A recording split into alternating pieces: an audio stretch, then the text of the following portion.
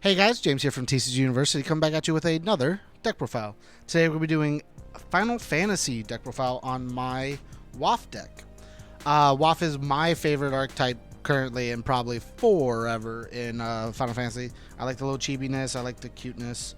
I also just really kind of like the way the deck plays in general. It's very aggressive, but also can be very controlling if you play it in certain ways. I'm giving you these deck profiles because these are the deck profiles from the Bahamut Brawl event we went to this other weekend behind us. It's been a week or so. Just busy with work, getting back into like normal life, you know. So I'm gonna get into these. This is technically, since Bahamut Brawl was a 2-deck format, this is technically my deck A. This is the deck I played the most of. I went 3-3 at the event. This deck specifically went 3-3. The other deck went 3-1. But I like WOFF more, so we're going to do WOFF as my deck A in the first deck. Okay, so we're going to talk about Rain. Rain is a really sick card. She gets -1. She costs 1 less for each of the WOFF characters on board, so you put 5 dudes on board with WOFF as their category, and she's just a free play. And then she gives haste to all the other WOFF forwards, which is really sick. And then anytime a WOFF forward attacks, she hits something for 4k, which can be very strong when you play her and 2 other dudes as forwards, you can just 8k something on the board, which is pretty sick. And you're swinging, so like either they have to block with one if that you hit with the 4k so it dies already, or they just take the damage and let something die.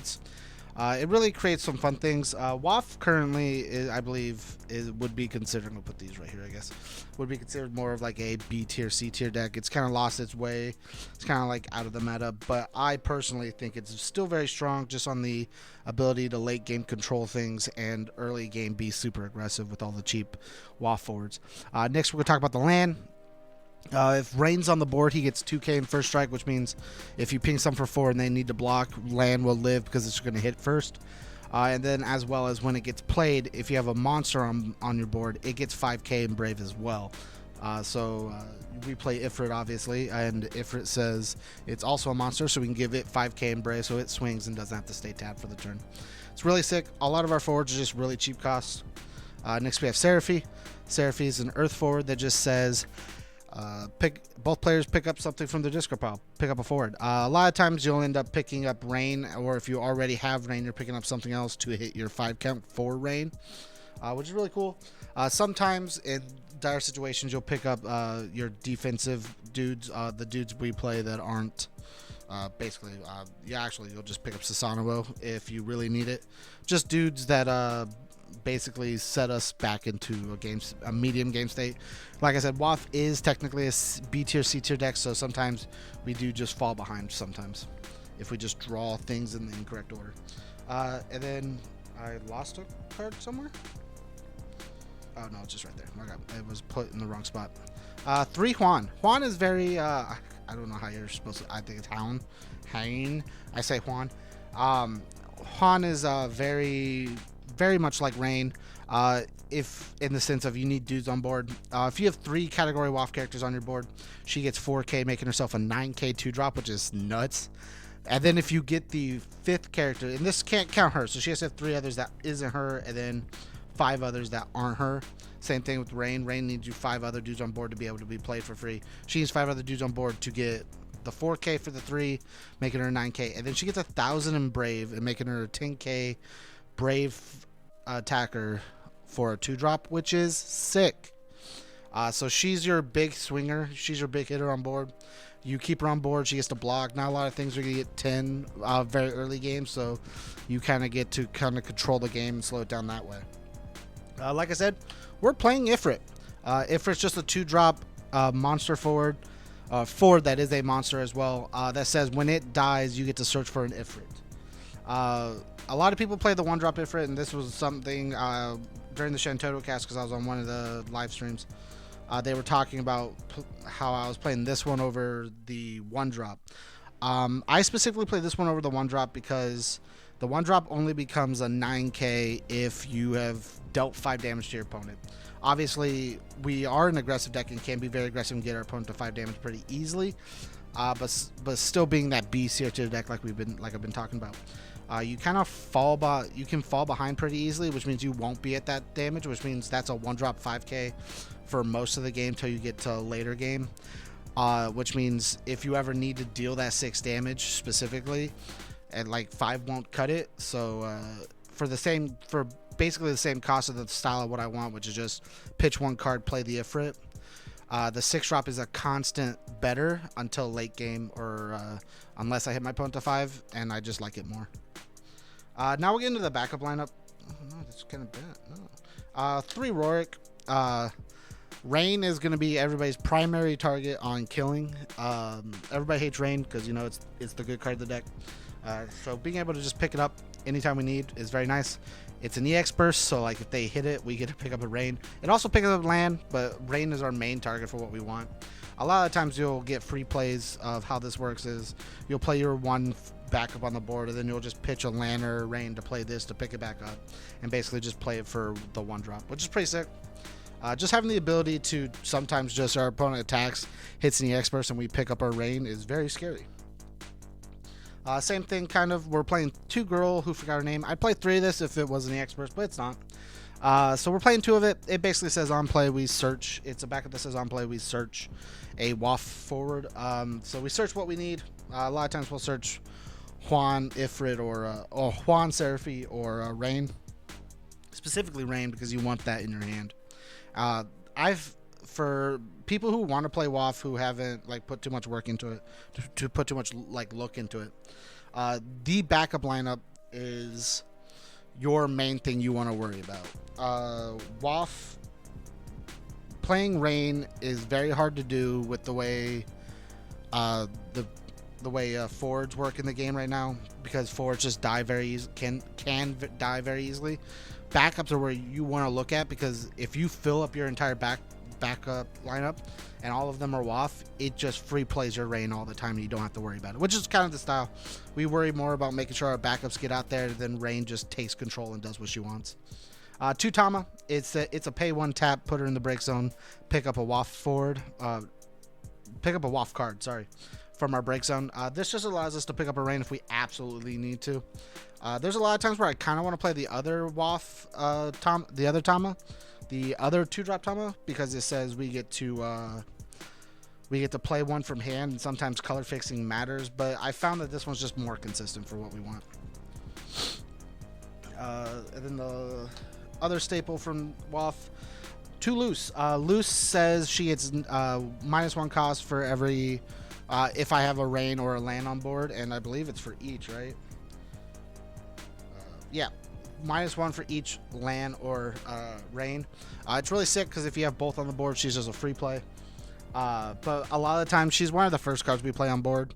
She's a 2-drop that's just, it's pitch 1 play, and we have a red tap on board, which is super sick. Her other ability is to tap and give Rain or land Brave, which is also very nice to be able to not have to tap out all the time. Now, the newest addition to WOFF that I think a lot of people don't realize, not everybody realizes there, is Princess Goblin. It's a very good card in the meta in general, just because it searches out a light forward on play. But being a WOFF allows us to have 1 more WOFF backup to fill up our lineup. Oh boy, I apologize.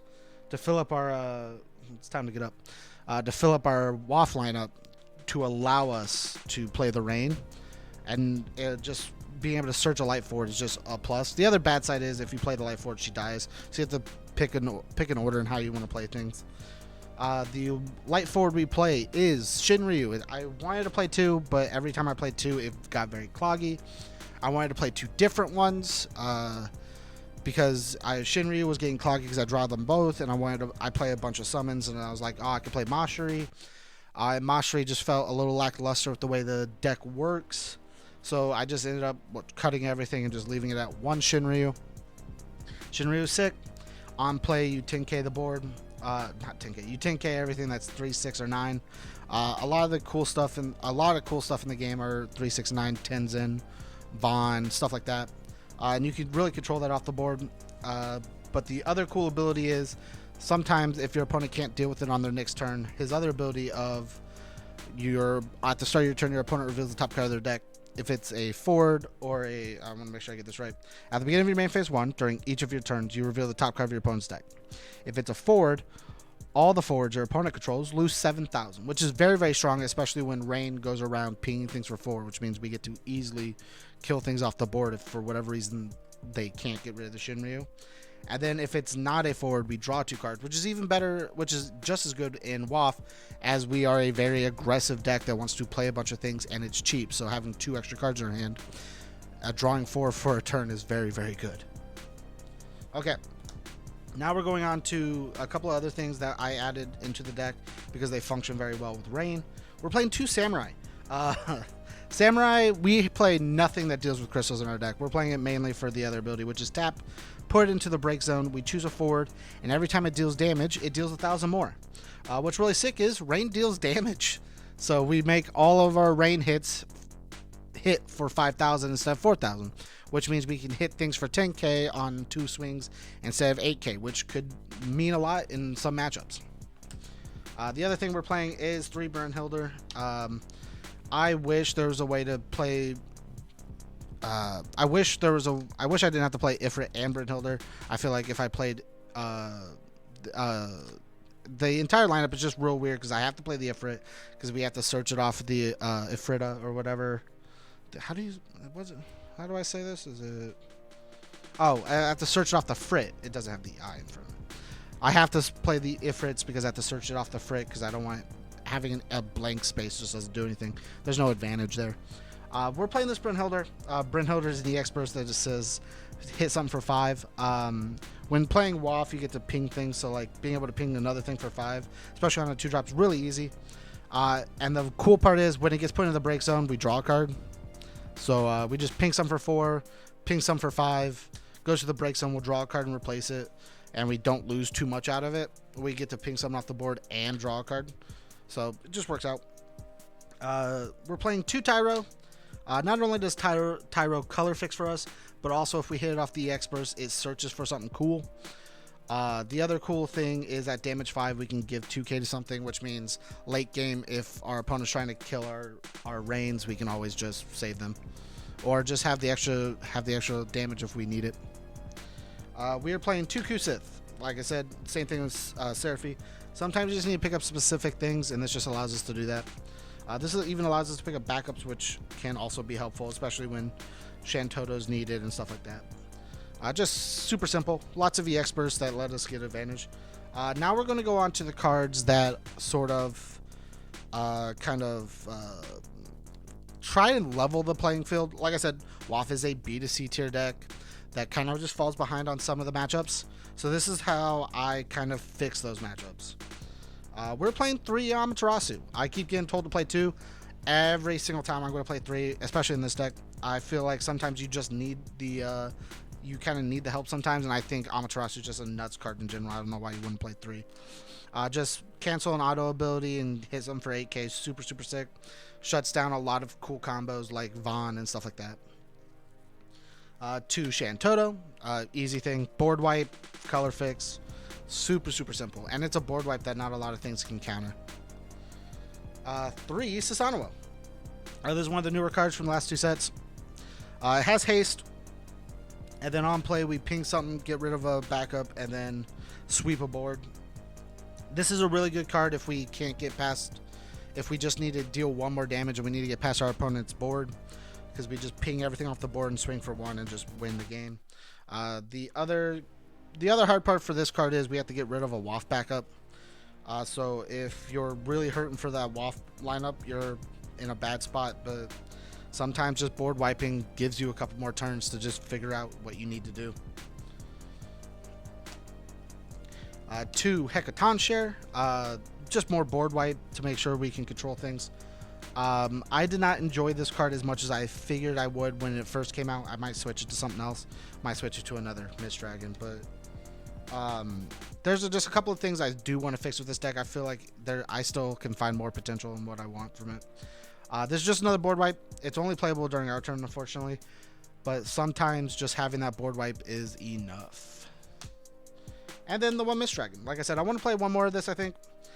Just having the ability to cancel summons, or in most cases just clear out an entire discard pile of our opponents, break zone of our opponents, is very, very good, especially when we play Seraphi. Everyone's big play is when I play Seraphi, they expect a Mist Dragon. Honestly, I feel like it's sometimes just a waste. Mist Dragon, I think, is a very counterplay card that I would rather play for things like Amaterasu and like all these big summons that could really actually hurt me, and not just one forward that my opponent picks up. But sometimes the forward could be important. So like I said, guys, WOFF is currently more of like a B to C tier deck, but I think WOFF has a lot of potential and just needs a lot of help sometimes. And you have to play it very finely and correctly. And I've been trying to figure out the best build for it. So keep track with me. I'm going to keep looking. I'm going to keep building different things and try to figure out this WOFF engine the best I can. If you guys like the deck profile, let me know down below. Remember, I'm going to be showing off my second deck as well. It should be by the time you watch this video, should be up as well, because they're going to go back to back. So let me know what you guys think. Let me know what you guys want to see in the future from Final Fantasy content for us. Make sure to look out for the other deck profiles from the other guys that went with us to the trip. And as always, guys, stay learned.